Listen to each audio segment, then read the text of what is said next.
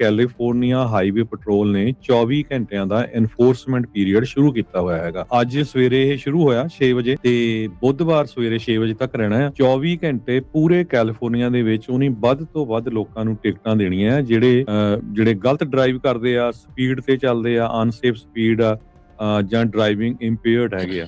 ਸੋ ਜਿੰਨੇ ਵੀ ਸਾਡੇ ਸਰੋਤੇ ਸੁਣ ਰਹੇ ਆ, ਡਰਾਈਵ ਕਰ ਰਹੇ ਆ, ਪਲੀਜ਼ ਮੇਕ ਸ਼ੋਰ ਕਰੋ ਜੋ ਸਪੀਡ ਹੁੰਦੀ ਉਹਦੇ ਤੇ ਜਾਓ, ਨਹੀਂ ਤਾਂ ਅੱਜ ਕੱਲ ਜਿਹੜੀ ਟਿਕਟ ਆ ਬੜੀ ਮਹਿੰਗੀ ਆ, $500 ਤੋਂ ਘੱਟ ਨਹੀਂ ਪੈਂਦੀ ਹੈਗੀ। ਉਹ ਤੋਂ ਬਾਅਦ ਫਿਰ ਤੁਹਾਡੇ ਜਿਹੜੇ ਇੰਸ਼ੋਰੈਂਸ ਦੇ ਰੇਟਸ ਆ ਉਹ ਬਹੁਤ ਜ਼ਿਆਦਾ ਉੱਪਰ ਚਲ ਜਾਂਦੇ ਹੈਗੇ ਆ।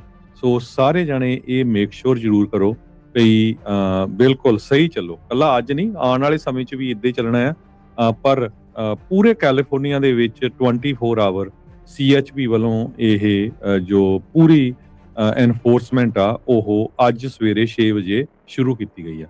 ਜੀ ਬਿਲਕੁਲ। ਸੋ ਸਾਰੇ ਜਣੇ ਮੇਕ ਸ਼ੋਰ ਕਰਿਓ ਵੀ ਹਿਸਾਬ ਦੇ ਨਾਲ ਜਿਹੜਾ ਉਹ ਚੱਲੋ।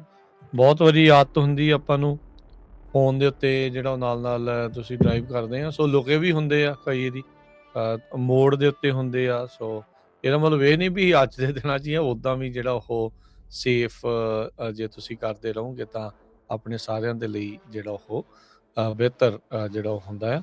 ਸੋ ਮੇਕ ਸ਼ੋਰ ਕਰੋ ਵੀ ਆਪਾਂ ਸਾਰੇ ਜਾਣੇ ਇਸੇ ਤਰੀਕੇ ਦੇ ਨਾਲ ਜਿਹੜਾ ਉਹ ਚੱਲੀਏ ਤੇ ਵਧੀਆ ਜਿਹੜਾ ਉਹ ਚੱਲੀਏ।